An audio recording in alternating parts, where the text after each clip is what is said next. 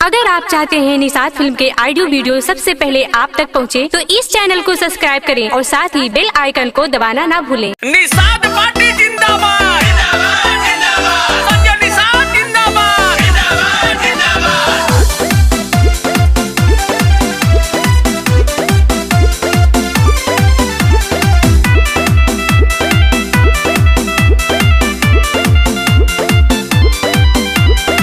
झूठ न बाटे कहीं बात साच हो।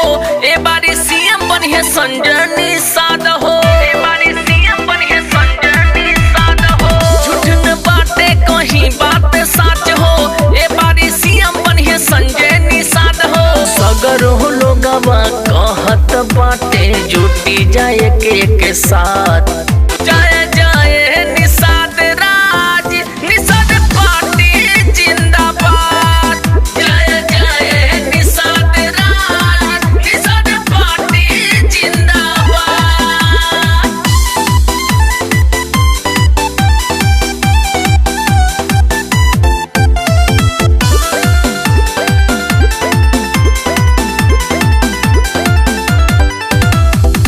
जय निषाद के गुज रहल बा चारों ओर जयकारा हो। संजय निषाद के मिल रहल बा सभे लोग के सहारा हो। सभे लोग के सहारा हो। जय निषाद के गुज रहल बा चारों ओर जयकारा हो। संजय निषाद के मिल रहल बा सभे लोग के सहारा हो।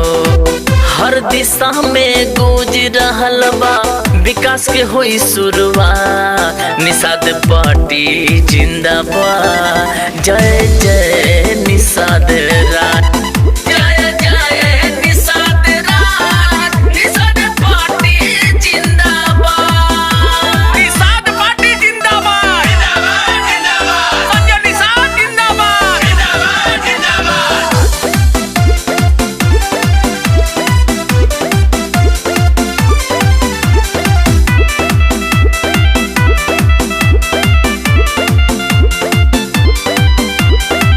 दो 2022 में भैया आई है लहरी विजय के पता का हो।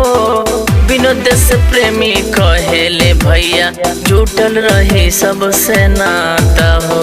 जुटल रही सबसे नाता हो।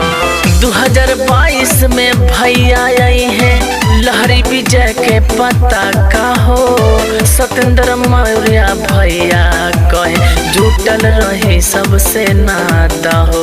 विजय बवाली लागल रहेले सेवा में दिनों रात।